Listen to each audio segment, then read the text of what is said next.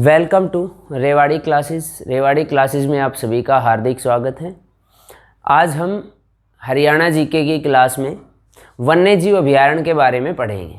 ठीक है, तो हमने इससे पहले हरियाणा में वन संपदा के बारे में पढ़ा था। आज उससे अगला हमारे पास जो टॉपिक है वो है वन्य जीव अभयारण्य और राष्ट्रीय पार्क या वन्य जीव संरक्षण से जुड़ी हुई सारी बातें। तो वन्य जीव संरक्षण से जुड़ी हुई बातों की अगर हम बात करें तो इधर ध्यान से समझना है। देखो, सबसे पहले बात करें वन्य जीव, तो आपको पता है कि भाई वन्य जीव के संरक्षण हेतु हरियाणा सरकार द्वारा समय समय पर योजनाएं भी चलाई जाती है, केंद्र सरकार द्वारा भी चलाई जाती है। वन्य जीव अभयारण्य हरियाणा एक तो आपको पता है कि पूरे देश का वनों की दृष्टि से सबसे पिछड़ा राज्य है। पूरे देश में सबसे कम वन क्षेत्र जो है वो आपको हरियाणा में मिलेगा। फिर भी हरियाणा में जैव विविधता बहुत ज़्यादा पाई जाती है कि हरियाणा में आप देखोगे वन तो बहुत कम है, लेकिन हरियाणा पूरे देश का अकेला ऐसा राज्य है जिसके सारे वन्य जीव अभयारण्य पक्षियों के लिए संरक्षित किए गए हैं। या कई बार ऐसे भी आता है कि देश का कौन सा राज्य है जिसमें वन्य जीव अभयारण्यों के नाम अधिकतर पक्षियों के नाम पर रखे गए हैं, तो ध्यान रखना है हरियाणा राज्य। हरियाणा में वन्य जीव की अगर हम बात करें तो हरियाणा में लगभग भाई पूरे हरियाणा में से 33,000 हेक्टेयर भूमि ऐसी है जो वन्य जीव संरक्षण के लिए है। पूरे भारत में पक्षियों की 1250 प्रजातियां पाई जाती है। पूरे भारत में पक्षियों की 1250 के करीब प्रजातियां पाई जाती है और जिसमें से 500 से अधिक अकेले हरियाणा में पाई जाती है। पूरे भारत में पक्षियों की 1250 प्रजातियां पाई जाती है और जिसमें से 500 से अधिक अकेले हरियाणा में पाई जाती है। इस बात से आप अंदाजा लगा लो कि हरियाणा जैव विविधता में देश का अग्रणीय राज्य है। ठीक है, हरियाणा में कुल भूमि का लगभग 33,000 हेक्टेयर ऐसा है जो वन्य जीव अभयारण्य के लिए संरक्षित क्षेत्र है या राष्ट्रीय पार्क सब के लिए, मतलब टोटल मिलाकर 33,000 हेक्टेयर टोटल मिलाकर 33,000 हेक्टेयर भूमि ऐसी है। 33,000 हेक्टेयर भूमि ऐसी है जो वन्य जीव संरक्षण के लिए है, जो वन्य जीव संरक्षण के लिए है। अब देखो, वन्य जीव संरक्षण को 2-3 कैटेगरी में डिवाइड किया है।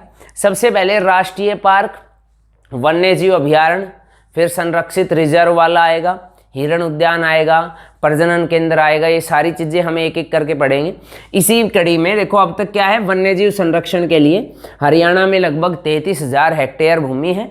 हरियाणा में अगर पूरे भारत में देखोगे तो पक्षियों की लगभग 1250 प्रजातियाँ पाई जाती है, जिसमें से 500 से अधिक प्रजातियाँ अकेले हरियाणा में पाई जाती है। हरियाणा पक्षियों की दृष्टि में आप देखोगे तो सबसे ज़्यादा प्रजातियाँ आपको लगभग हरियाणा में ही मिलेगी। अब बात करते हैं हरियाणा में विविधता के हिसाब से। सबसे पहले राष्ट्रीय पार्क, तो हरियाणा में 2 राष्ट्रीय पार्क है। हरियाणा में 2 राष्ट्रीय पार्क है, सुल्तानपुर राष्ट्रीय पार्क और कैलेसर राष्ट्रीय पार्क। दोनों के बारे में थोड़ी सी डिटेल पढ़नी है। उसके बाद जो वन्य जीव अभयारण्य आएंगे उसमें सिर्फ इतना पढ़ना है कि कौन सा वन्य जीव अभयारण्य किस जिले में है, कब स्थापना हुई, या उसमें कोई विशेष बात है तो यहाँ पर आपको इन दोनों के बारे में थोड़ी सी डिटेल पता होनी चाहिए। तो राष्ट्रीय पार्क कितने हैं, नेशनल पार्क कितने हैं, तो हरियाणा में नेशनल पार्क है 2। पहला नेशनल पार्क है सुल्तानपुर नेशनल पार्क, पहला है सुल्तानपुर राष्ट्रीय पार्क। सुल्तानपुर राष्ट्रीय पार्क, सुल्तानपुर नेशनल पार्क की बात करें या सुल्तानपुर राष्ट्रीय उद्यान की बात करें तो सबको ध्यान रखना है भाई, ये पड़ता है फर्रुखनगर गुरुग्राम में। कहाँ पड़ता है? फर्रुखनगर। सुल्तानपुर गांव का नाम है, कस्बे का नाम है फर्रुखनगर और ज़िले का नाम है गुरुग्राम।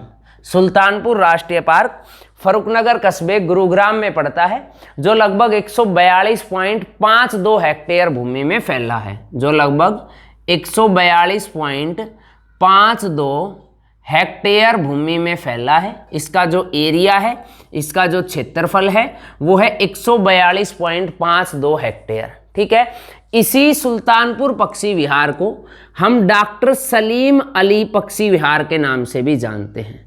डॉक्टर सलीम अली पक्षी विहार के नाम से भी जाना जाता है। डॉक्टर सलीम अली जो पक्षी प्रेमी थे उनका इसमें काफ़ी योगदान था। तो डॉक्टर सलीम अली पक्षी विहार के नाम से भी इसको जाना जाता है। ठीक है, इसको सबसे पहले इसके बारे में 3 बातें आपको सिरे से याद रखनी है। कौन कौन सी? एक तो इसे लेक बर्ड सेंचुरी, क्योंकि ये जो सुल्तानपुर राष्ट्रीय पार्क है ना, इसी के बीच में एक झील भी है जिसका नाम है सुल्तानपुर झील। इसी में एक झील है जिसका नाम है सुल्तानपुर झील, और ये सुल्तानपुर झील है, ये पहले नमक के व्यापार के लिए भी विख्यात थी। ये झील पहले नमक के व्यापार के लिए भी विख्यात थी। ठीक है, इसी झील के कारण इसको लेक बर्ड सेंचुरी और पक्षियों का स्वर्ग भी कहा जाता है। इसके और क्या नाम है? तो इसको कहा जाता है lake bird sanctuary, lake bird sanctuary, और दूसरा इसे कहा जाता है पक्षियों का स्वर्ग, पक्षियों का स्वर्ग। तो इसे लेक बर्ड सेंचुरी और पक्षियों के स्वर्ग के नाम से भी जाना जाता है। क्लियर बात है? एक सेकंड रुकना भाई। ठीक है भाई, तो इसे लेक बर्ड सेंचुरी और पक्षियों के लिए स्वर्ग के नाम से भी जाना जाता है, क्योंकि ये जो इलाका है भाई, ये साइबेरिया से आने वाले शीतकाल में, जो साइबेरिया आपको पता है रसिया की तरफ पड़ता है साइबेरिया, जहाँ सर्दियों में बहुत अधिक ठंड पड़ती है, तो वहाँ से कुछ पक्षी आते हैं, प्रवासी पक्षी मध्य एशिया से आते हैं और यूरोप से आते हैं। तो ये यूरोप मध्य एशिया और साइबेरिया से आने वाले प्रवासी पक्षियों के लिए विख्यात है, प्रवासी पक्षियों के लिए विख्यात है। और इसमें सबसे जो इंपॉर्टेंट है वो है साइबेरियन सारस, साइबेरियन सारस। कई बार आपसे सिंपल ये पूछ लेगा कि हरियाणा में कौन सा राष्ट्रीय पार्क साइबेरियन सारस के आगमन के लिए विख्यात है? तो सुल्तानपुर राष्ट्रीय पार्क। पहले साइबेरियन सारस बड़खल झील पर भी आते थे, लेकिन अब साइबेरियन सारस का जो मेन जगह है यहाँ पे प्रवासी पक्षियों का, वो है सुल्तानपुर झील। और यहाँ पर यूरोप, मध्य एशिया और साइबेरिया से आते हैं। मुख्यतः जो है वो है साइबेरियन सारस। ठीक है, यहाँ पर लगभग पक्षियों की आपको 250 के करीब प्रजातियां मिलेगी। इसमें भी और भिंडावास में भी 2 जगह है, मैं बताऊंगा आपको। यहाँ पर लगभग आपको 250 से अधिक के करीब पक्षियों की प्रजातियां मिलेगी। इससे रिलेटेड आपको 2 बातें याद रखनी है। एक, सबसे पहले इसके सीक्वेंस में हम ये ध्यान रखेंगे, देखो कि ये जो हमारे पास वन्य जीव अभ्यारण्य है, इस वन्य जीव अभ्यारण्य की खोज का श्रेय जाता है एक व्यक्ति थे जिनका नाम है पीटर जैक्सन। एक व्यक्ति थे जिनका नाम है पीटर जैक्सन। तो पीटर जैक्सन को इनकी खोज का श्रेय जाता है। इनकी स्थापना के बारे में 3 लाइनें हैं और तीनों आपको याद रखनी है। कौन कौन सी? एक तो 1969 में इसे आर्द्र भूमि बनाया गया। 2 अप्रैल 1971 में पंजाब वन्य जीव संरक्षण अधिनियम के तहत वन्य जीव अभ्यारण्य बनाया गया। और वर्ष 1991 में वन्य जीव अभ्यारण्य 1972 के अंतर्गत इसे राष्ट्रीय पार्क का दर्जा दिया गया। हालांकि हरियाणा सरकार ने इसे राष्ट्रीय पार्क का दर्जा देने के लिए, आप ये कहोगे कि एक तरीके से 1989 में, जो अधिकांश आपको बुकों में भी मिल जाएगा, कि 1989 में ये कह दिया था कि भाई ये राष्ट्रीय पार्क है, लेकिन इसको ऑफिशियली मान्यता मिली थी 1991 में। तो तीनों बातें याद रखनी है। देखो, सबसे पहले इसे 1969 में इसे क्या संरक्षित किया गया? तो आर्द्र भूमि के रूप में वर्गीकृत किया गया। 1969 में इसे आर्द्र भूमि के रूप में, आर्द्र भूमि के, जिसको वेटलैंड आप बोलते हो, आर्द्र भूमि के रूप में इसे वर्गीकृत किया गया। फिर उसके बाद 1971 में 2 अप्रैल 1971 को, 2 अप्रैल 1971 को इसे पंजाब वन्य जीव संरक्षण अधिनियम के तहत वन्य जीव अभ्यारण्य बनाया गया। किसके तहत? पंजाब वन्य जीव संरक्षण अधिनियम के तहत इसे वन्य जीव अभ्यारण्य बनाया गया। वन्य जीव अभयारण्य बनाया गया, ठीक है, 1971 में, 2 अप्रैल 1971 को। फिर वर्ष 1991 में, वर्ष 1991 में इसे राष्ट्रीय पार्क का दर्जा दिया गया। वर्ष 1991 में इसे राष्ट्रीय पार्क का दर्जा दिया गया, ठीक है। और इसे दर्जा दिया गया किस अधिनियम के तहत? तो वन्य जीव अधिनियम 1972 के तहत। किसके तहत? वन्य जीव अधिनियम, वन्य जीव अधिनियम 1972 के तहत, है ना। मैं फिर बता रहा हूँ, काफ़ी सारी बुकें आपको मिलेगी जिसमें इसको 1989 में, और ये पेपर में भी एक बार आया था कि सुल्तानपुर को राष्ट्रीय पार्क कब बनाया गया, तो 1989 भी आंसर था, आप देख लेना। अगर 1991 मिले तो 1991 लगाना है, और 1991 ना मिले आपको तो 1989 भी लगा देना है। HSSC में कई बार आप थोड़ा सा ये दोनों बातें याद रखोगे। तो यहाँ तक कि ये सारा हमारे पास, मैं फिर एक बार रिपीट कर रहा हूँ सुल्तानपुर राष्ट्रीय पार्क के बारे में। सुल्तानपुर राष्ट्रीय पार्क, पहले तो हरियाणा में 2 राष्ट्रीय पार्क है, एक सुल्तानपुर और एक कैलेसर। सुल्तानपुर छोटा राष्ट्रीय पार्क है, अगर कोई ये भी पूछ ले हरियाणा का सबसे छोटा राष्ट्रीय पार्क तो सुल्तानपुर राष्ट्रीय पार्क, क्योंकि 2 ही है, कैलेसर इससे बड़ा है तो वो बड़ा हो गया और ये छोटा हो गया। तो सुल्तानपुर राष्ट्रीय पार्क फर्रुखनगर गुरुग्राम में 142.52 हेक्टेयर में फैला है। डॉक्टर सलीम अली पक्षी विहार, लेक बर्ड सेंचुरी और पक्षियों का स्वर्ग भी इसको कहा जाता है। सुल्तानपुर झील जो है नमक के व्यापार के लिए पहले फेमस थी, इसी लेक पर ही इसका नाम है, नाम से दिख रहा है ना, लेक बर्ड सेंचुरी, ठीक है। इसमें लगभग 250 के करीब पक्षियों की प्रजातियां पाई जाती है। इसके अलावा इसकी खोज का श्रेय जाता है पीटर जैक्सन को। 1969 में इसे आर्द्र भूमि या वेटलैंड के रूप में केंद्र सरकार द्वारा एक सम्मेलन हुआ था नई दिल्ली में, उस समय इसको वेटलैंड के रूप में वर्गीकृत किया गया। 1971 में पंजाब वन्यजीव संरक्षण अधिनियम के तहत वन्यजीव अभयारण्य बनाया गया, और फिर उसके बाद 1989 या 1991 में इसे राष्ट्रीय पार्क का दर्जा दिया गया। तो ये हमारे पास पहला था सुल्तानपुर राष्ट्रीय पार्क। क्लियर बात है? तो 2 राष्ट्रीय पार्क है, ये हमारे पास था पहला। अब पढ़ेंगे सेकंड, ठीक है। तो अब हमारे पास आएगा दूसरा राष्ट्रीय पार्क। ये था पहला राष्ट्रीय पार्क, अब हमारे पास है दूसरा राष्ट्रीय पार्क। कौन सा है? कैलेसर राष्ट्रीय पार्क। कहाँ पड़ता है? यमुनानगर में। दूसरा लिखो, कैलेसर राष्ट्रीय पार्क, कैलेसर राष्ट्रीय पार्क या कैलेसर नेशनल पार्क या कैलेसर राष्ट्रीय उद्यान। ये भाई कैलेसर जो राष्ट्रीय पार्क है ये यमुनानगर जिले में है। कैलेसर राष्ट्रीय पार्क कहाँ पर है?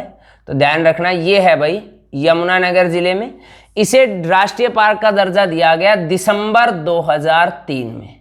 ये सारे बच्चे याद रखेंगे। कैलेसर राष्ट्रीय पार्क कहाँ पर है? यमुनानगर में।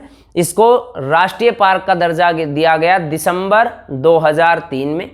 इसकी कुल जो भूमि है वो लगभग 4682.3 हेक्टेयर है। इसका अगर कोई आपसे कुल क्षेत्रफल पूछ ले तो इसका कुल जो क्षेत्रफल है वो है लगभग 4682.3 हेक्टेयर।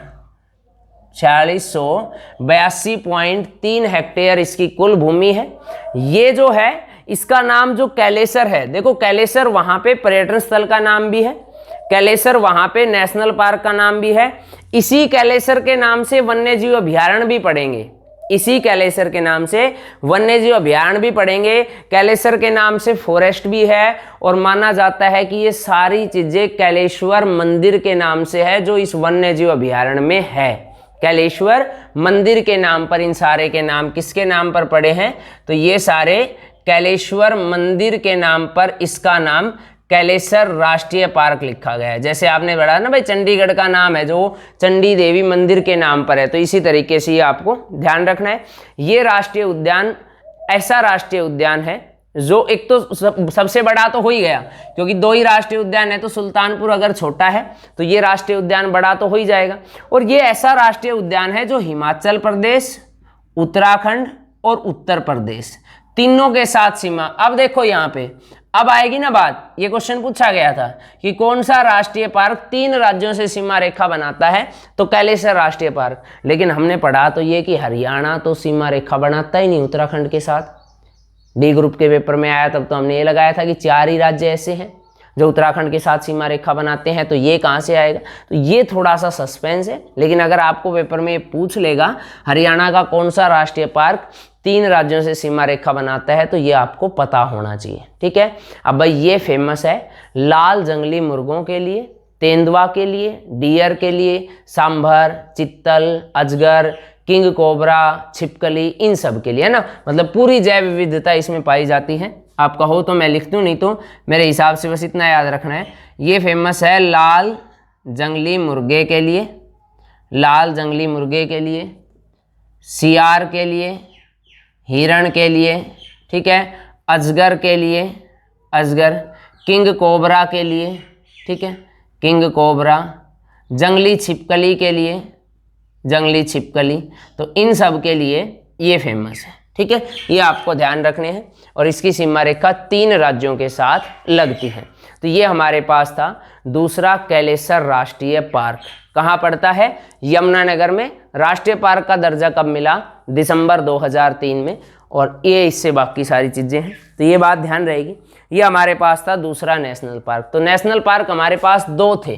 ठीक है, पहला सुल्तानपुर नेशनल पार्क था और दूसरा कैलेसर नेशनल पार्क। ठीक है, अब आते हैं वन्य जीव अभयारण्य। अब बात करते हैं वन्य जीव अभयारण्य की। तो आपको पता है हरियाणा में कुल 8 वन्य जीव अभयारण्य है। हरियाणा में अगर वन्य जीव अभयारण्य पूछेगा तो हरियाणा में कुल 8 वन्य जीव अभयारण्य है। 8 वन्य जीव अभयारण्य है। और ये जो 8 वन्य जीव अभयारण्य है ना भाई, इनमें से एक तो कैलेसर, सेम जो हमने पढ़ा किसमें, एक तो ये है ही है, एक तो कैलेसर वाला है, ये आपको ध्यान रखना ही है। ठीक है,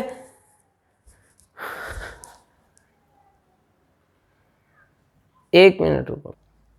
ठीक है भाई, तो 8 कुल वन्यजीव अभयारण्य है। और 8 वन्यजीव अभयारण्य में से एक तो मैंने बताया कैलेसर है जो यमुनानगर में है, 2 पंचकुला में है, एक कुरुक्षेत्र में, एक सिरसा में, 2 झज्जर में और एक रेवाड़ी में। एक एक करके उनके बारे में बात पढ़ते हैं। सबसे पहला है कैलेसर वन्यजीव अभयारण्य। सबसे पहला है कैलेसर वन्यजीव अभयारण्य। कैलेसर वन्यजीव अभयारण्य। कैलेसर वन्यजीव अभयारण्य की बात करें तो सबसे पहले ये यमुनानगर में है, यमुनानगर में। और ये कैलेसर नेशनल पार्क के बिल्कुल नज़दीक है। जो हमारे पास ये पूरा कैलेसर फॉरेस्ट है, इसमें से ये ऊपर वाला जो हिस्सा है जो लगता है हिमाचल प्रदेश, उत्तराखंड और उत्तर प्रदेश के साथ, ये वाला तो बना रखा है नेशनल पार्क। इसीलिए आपने ये नहीं पढ़ा कि पहले ये वन्यजीव अभयारण्य था और ये इधर वाला अब भी वन्यजीव अभयारण्य है। तो आपको ध्यान रखना है कैलेसर यमुनानगर। स्थापना हुई थी इसकी 13 दिसंबर 1996 में। लेकिन 13 दिसंबर 1996 को जब इसकी स्थापना हुई, इसको वन्यजीव अभयारण्य के रूप में स्थापना हुई 13 दिसंबर 1996 में। लेकिन जब 13 दिसंबर 1996 में इसकी स्थापना हुई तो इसका क्षेत्रफल था 5400, लगभग 5435। लेकिन 13 जनवरी 2020 को इसमें 90 हेक्टेयर और मिलाया गया। और फिर इसकी दोबारा आप ये कह सकते हो कि जो वर्तमान उसका है स्वरूप, वो कब आया? तो 13 जनवरी 2000 को। क्लियर है? तो ध्यान रखेंगे, स्थापना 13 दिसंबर 1999 और उस टाइम था 5435 वर्ग किलोमीटर, 5435 हेक्टेयर, 5435 हेक्टेयर भूमि में ये फैला था। फिर क्या हुआ? 13 जनवरी 2000 को, 13 जनवरी 2000 को इसमें लगभग 90.1 हेक्टेयर और मिला दिया गया। और इसका वर्तमान जो स्वरूप है अब, वो कब का है? 13 जनवरी 2000 का। यह सरकार द्वारा पर्यावरण संवेदनशील क्षेत्र भी घोषित किया गया है। पर्यावरण संवेदनशील क्षेत्र भी घोषित किया गया है, क्षेत्र भी घोषित किया गया है। यह फेमस है किसके लिए? तो सांभर, चित्तल, भौंकने वाले हिरण, नीलगाय आदि के लिए फेमस है। ठीक है, किस किस के लिए फेमस है? जैसे सांभर है, ये सारे उधर उत्तर पूर्व वाले एक ही हैं। चित्तल, इन सब में जैव विविधता पाई जाती है। भौंकने वाले हिरण, भौंकने वाले हिरण, इन सब के लिए ये, नीलगाय, इन सब के लिए फेमस है। तो पहला है कैलेसर। दूसरा लिखो एक है ये यमुनानगर में, अब 2 पंचकुला में। एक लिखो खोल ही रहतान वन्य जीव अभयारण्य, खोल ही रहतान वन्य जीव अभयारण्य, खोल ही रहतान वन्य जीव अभयारण्य। तो ये जो खोल ही रहतान वन्य जीव अभयारण्य है ये है पंचकुला में, 2 हैं पंचकुला में, एक खोल ही रहतान है और एक वीर शिकारगढ़ है, दोनों नज़दीक नज़दीक हैं। तो खोल ही रहतान वन्य जीव अभयारण्य कहाँ पर है? पंचकुला में। इसका जो कुल क्षेत्रफल है वो लगभग है 4882 वर्ग हेक्टेयर, 4882 हेक्टेयर इसका कुल क्षेत्रफल है। ये क्षेत्रफल भी इसका 2 बार आया। और सेम आपको ध्यान रखना है, पहले इसकी स्थापना अभी हुई थी 13 दिसंबर 1996 को, ठीक है। उस टाइम इसका क्षेत्रफल था लगभग 2226, या अप्रोक्स आप कह सकते हो कि लगभग 2200 या 2226 लिख लो आप, 2226 हेक्टेयर इसका क्षेत्रफल पहले था। और फिर वही वर्ष 2000 में इसके अंदर और जो बचा हुआ है वो क्षेत्र मिलाया गया और इसका क्षेत्रफल हो गया 4882। तो ये दोनों इसके बारे में याद रखना है। ये भी सेम चित्तल, धब्बेदार हिरण, जंगली बिल्ली, भालू, सियार, इन सब के लिए विख्यात है। तो ये था हमारे पास खोल ही रहतान। उसके बाद तीसरा है वीर शिकारगढ़, वीर शिकारगढ़ वन्य जीव अभयारण्य। देखो ये आपको याद रखना पड़ेगा भाई, इतना ही याद रखना है कि कौन सा वन्य जीव अभयारण्य किस जिले में है या उसकी स्थापना कब हुई। तो ये भी पंचकुला में है, पंचकुला की कालका तहसील में आता है, कालका तहसील, जिले का नाम है पंचकुला, दिख रहा है ना पंचकुला तक, कालका तहसील, और जिले का नाम अच्छा नहीं भी दिख रहा तो आप पहचान लोगे कालका, और कहाँ पड़ता है? पंचकुला में। इसकी स्थापना हुई 29 मई 1987 को, इसकी स्थापना हुई 29 मई 1987 को। मेन इसमें ये 2 ही बात याद रखनी है कि भाई इसकी स्थापना कब हुई और ये कहाँ पर पड़ता है। इसका क्षेत्रफल है लगभग 767 हेक्टेयर, इसका क्षेत्रफल है लगभग 767 हेक्टेयर। या आप, और ये किसके लिए विख्यात है? तो ये अपनी जैव विविधता के लिए विख्यात है। ये जो हमने पढ़े ना, कैलेसर वन्य जीव अभयारण्य, खोल ही रहतान वन्य जीव अभयारण्य और वीर शिकारगढ़ वन्य जीव अभयारण्य, ये सारे के सारे ऐसे हैं जो अपनी जैव विविधता के लिए विख्यात हैं। उत्तर पूर्व की जलवायु आपको पता है बाकी हरियाणा की जलवायु से थोड़ी सी अलग है। और ये जो हमने पढ़े हैं ना, ये शिवालिक पर्वतमाला के वाला जो एरिया है उसी के अंदर आते हैं। तो इनमें जैव विविधता थोड़ी अलग टाइप की है। जो बाकी दक्षिण हरियाणा की बचेगी ना, वो जैव विविधता अलग टाइप की है और ये अलग है। तो दोनों में थोड़ा सा डिफरेंस है। तो आप इस बात को अगर समझ जाओगे ना तो ये चीज़ आपके लिए बहुत आसान रहेगी, इसमें कुछ भी मुश्किल नहीं है। क्लियर है? चलो, तो ये थे हमारे पास 3 वन्यजीव अभयारण्य। अब इनको रब करते हैं और आगे देखते हैं।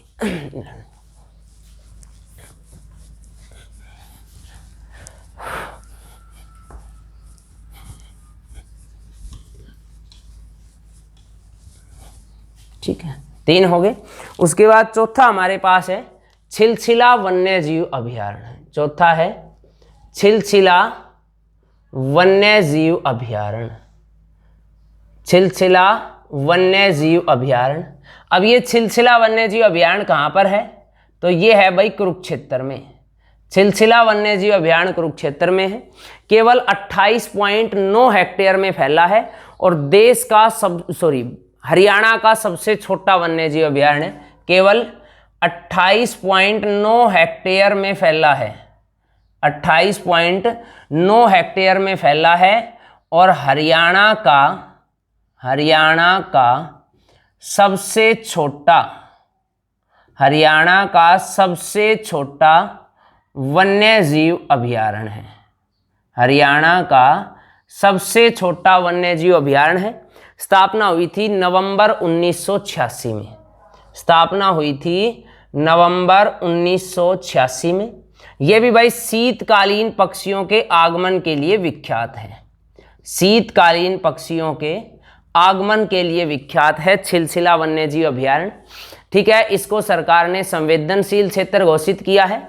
इसको सरकार द्वारा संवेदनशील क्षेत्र घोषित किया है, पर्यावरण संवेदनशील क्षेत्र। पर्यावरण लिख लेना ये आगे पूरा आप, पर्यावरण संवेदनशील क्षेत्र घोषित किया है। यहाँ पे बतख, बुगले ये सारे ज़्यादातर पाए जाते हैं, तो ये आपको ध्यान रखना है। सबसे छोटा है छिलछिला। उसके बाद 5वां लिखो भिंडावास वन्य जीव अभयारण्य। 5वां है भिंडावास वन्य जीव अभयारण्य। तो भिंडावास वन्य जीव अभयारण्य की अगर हम बात करें तो भाई भिंडावास वन्य जीव अभयारण्य है झज्जर में, सबको पता है भिंडावास वन्य जीव अभयारण्य झज्जर में है। ये लगभग 411.5 हेक्टेयर में फैला है, लगभग 411.5 हेक्टेयर में फैला है, 411.5 हेक्टेयर में फैला है। इसकी स्थापना जो है वो 1986 में, लेकिन इससे दो बात है, 1986 इधर मैं लिख देता हूं, और दूसरा है 3 जून 2009। ये दोनों अलग अलग बात है, पहला है 1986 और दूसरा है 3 जून 2009। 1986 में इसे राज्य सरकार द्वारा वन्य जीव अभयारण्य की मान्यता दी गई, ठीक है। लेकिन वर्ष 2009 में इसे भारत सरकार ने या केंद्र सरकार ने वन्य जीव अभयारण्य की जो है मान्यता वो कब दी? 3 जून 2009 को। तो पूछ ले भिंडावास वन्य जीव अभयारण्य को केंद्र सरकार द्वारा स्वीकृति कब मिली? तो ध्यान रखोगे भिंडावास वन्य जीव अभयारण्य को केंद्र सरकार द्वारा जो स्वीकृति मिली वो मिली भाई 3 जून 2009 को। ये बात सबको ध्यान रहेगी, ठीक है। और ये जो है इसको आप एक दो क्वेश्चन इससे बहुत इंपॉर्टेंट बनते हैं। पहले तो एक तो यहाँ पे पाए जाते हैं क्या क्या, ये नीचे तक दिख रहा है ना आपको सारा, ठीक है। तो यहाँ पर क्या क्या पाए जाते हैं? तो एक तो यहाँ पर पाए जाते हैं भूरे हंस, एक यहाँ पर पाए जाते हैं किंगफिशर, एक यहाँ पर पाई जाती है बतख। इनके लिए तो ये विख्यात है ही है, ये तो हो ही गया। दूसरा, भिंडावास वन्यजीव अभयारण्य के अंदर भिंडावास झील भी है, तो और उसको हम सुंदर झील के नाम से भी जानते हैं। तो आपसे पूछ लेगा कौन सा वन्यजीव अभयारण्य अपनी सुंदर झील के लिए विख्यात है? तो भिंडावास वन्यजीव अभयारण्य। और सबसे इंपॉर्टेंट क्वेश्चन है, ये भिंडावास की जो सुंदर झील है या भिंडावास झील है ना, ये हरियाणा का सबसे बड़ा वेटलैंड है, सबसे बड़ी आर्द्र भूमि है। तो ध्यान रखना, ये हरियाणा का सबसे बड़ा वेटलैंड है, सबसे बड़ा वेटलैंड या सबसे बड़ी आर्द्र भूमि है। तो ये हरियाणा का सबसे बड़ा वेटलैंड है या सबसे बड़ी आर्द्र भूमि है, कौन सा? भिंडावास वन्यजीव अभयारण्य। उसके बाद 6ठे नंबर पे है खप्पड़वास, या जिसको खप्परवास वन्यजीव अभयारण्य भी बोलते हैं, खप्पड़वास वन्यजीव अभयारण्य। इसमें कुछ नहीं, सिर्फ इतना याद रखना है, ये भी झज्जर में पड़ता है, भिंडावास वन्यजीव अभयारण्य के बिल्कुल नजदीक है। इसकी भी स्थापना 30 जनवरी 1987 को हुई थी, स्थापना हुई थी 30 जनवरी 1987 को। और ये लगभग फैला है 82.7 हेक्टेयर भूमि पे। कितने पे फैला है? लगभग 82.7 हेक्टेयर भूमि पे, 82.7 हेक्टेयर भूमि पे। तो ये 6 तक बताओ, कोई दिक्कत है? सारी बात आराम से समझ में आई, ठीक है। एक कैलेसर यमुनानगर में था, 2 पंचकुला में थे, एक छिलछिला कहाँ था? कुरुक्षेत्र में, और ये 2 हमारे पास भिंडावास और खप्परवास कहाँ पर है? झज्जर में। अब 2 और बच गए, उनको एक बार और देख लेते हैं, ठीक है। तो यहाँ तक सारे नोट कर लोगे? चलो, अब 2 और बच गए, उनको और फटाफट एक बार कर लेते हैं, ठीक है। तो 2 हमारे पास बच गए, कौन कौन से हैं? देखो इधर, एक तो है भाई 6 हो गए ना, एक तो 7वें नंबर पे है अब्बूशहर वन्यजीव अभयारण्य। अब्बूशहर वन्यजीव अभयारण्य। तो अब्बूशहर वन्यजीव अभयारण्य है सिरसा में भाई, अब्बूशहर वन्यजीव अभयारण्य है सिरसा में। सबसे बड़ी बात, ये हरियाणा का क्षेत्रफल के हिसाब से सबसे बड़ा वन्यजीव अभयारण्य है। ये क्षेत्रफल के अनुसार इसका क्षेत्रफल कितना है? इसका क्षेत्रफल 11,530 हेक्टेयर, इसका है 11,530 हेक्टेयर, और हरियाणा का सबसे बड़ा वन्यजीव अभयारण्य है। हरियाणा का सबसे बड़ा वन्य जीव अभयारण्य है, हरियाणा का सबसे बड़ा वन्य जीव अभयारण्य है। ठीक है, और ये भाई इसमें कोई याद रखने वाली दिक्कत तो आएगी नहीं कि भाई सिरसा जो जिला है वो क्षेत्रफल के हिसाब से हरियाणा का सबसे बड़ा जिला है, और जब सिरसा क्षेत्रफल के हिसाब से सबसे बड़ा जिला है तो सिरसा के अंदर जो वन्यजीव अभयारण्य है वो भी हरियाणा का क्षेत्रफल के हिसाब से सबसे बड़ा वन्यजीव अभयारण्य है। और इसकी स्थापना खप्परवास के साथ ही हुई थी 30 जनवरी 1987 को। तो इसकी स्थापना भी कब हुई थी? तो इसकी स्थापना भी हुई थी 30 जनवरी 1987 को। क्लियर है? उसके बाद अगला 8वां हमारे पास है और लास्ट है नहाड़ वन्य जीव अभयारण्य। नहाड़ वन्य जीव अभयारण्य, या इसको आप कहोगे नहार वन्य जीव अभयारण्य। ये पड़ता है भाई रेवाड़ी में। रेवाड़ी का एक इलाका, एक कस्बा है नहाड़, वहाँ पे ये पड़ता है। ठीक है, लगभग 211.3 हेक्टेयर में फैला है। इसका क्षेत्रफल जो है वो लगभग है 211.3 हेक्टेयर। 211.3 हेक्टेयर में ये फैला है। ठीक है, और ध्यान रखना है इसकी स्थापना भी 1987 में हुई थी। इसकी स्थापना भी 1987 में हुई थी, लेकिन 1987 से पहले की इसमें 2 बातें हैं और ये दोनों बातें सबको पता होना चाहिए। पहला, भाई प्राचीन समय में यह था दुजाना के नवाब का चारागाह। प्राचीन समय में पूछ लेगा हरियाणा में कौन सा वन्यजीव अभयारण्य प्राचीन समय में दुजाना के नवाब का चारागाह था, तो ध्यान रखना है ये था। दूसरा, 1987 से पहले जब ये वन्यजीव अभयारण्य नहीं बना था तो इसको नहाड़ वन्यजीव आरक्षित वन के नाम से जानते थे। किसके नाम से जानते थे? नहाड़ वन्यजीव आरक्षित वन। नहाड़ वन्यजीव आरक्षित वन के नाम से भी इसको जानते थे। सरकार ने इसे 2009 में पर्यावरण संवेदनशील क्षेत्र घोषित किया है। 2009 में पर्यावरण संवेदनशील क्षेत्र घोषित किया है। ठीक है, और भाई ये जो वन्यजीव अभयारण्य है ये सियार, तितर, नीलगाय, लोमड़ी और जंगली बंदर के लिए विख्यात है। किस किस के लिए? सियार, तितर, नीलगाय, लोमड़ी, इन सब के लिए विख्यात है। तो ये थे हमारे पास 8 वन्यजीव अभयारण्य। अब 8 है हरियाणा में वन्यजीव अभयारण्य। एक वन्यजीव अभयारण्य जिसका नाम आपने ज़रूर सुना होगा, आपने अगर हरियाणा दिल्ली पुलिस की तैयारी की है तो सभी बच्चों ने सुना होगा। दिल्ली का एक वन्यजीव अभयारण्य जिसका नाम है असोला भाटी वन्यजीव अभयारण्य। क्या नाम है? असोला, सबने सुना होगा ये, असोला भाटी वन्यजीव अभयारण्य। ये पड़ता है दक्षिणी दिल्ली की तरफ और इसका कुछ हिस्सा फैला है गुरुग्राम और फरीदाबाद में, है ना। मैं फिर कह रहा हूं ये किसका वन्यजीव अभयारण्य है? तो ये दिल्ली का वन्यजीव अभयारण्य है, लेकिन साथ साथ इसका एरिया कहां पर फैला है? तो इसका एरिया गुरुग्राम और फरीदाबाद में भी फैला है। इसका एरिया जो है वो गुरुग्राम और फरीदाबाद में भी फैला है। इसकी स्थापना हुई थी 1986 में।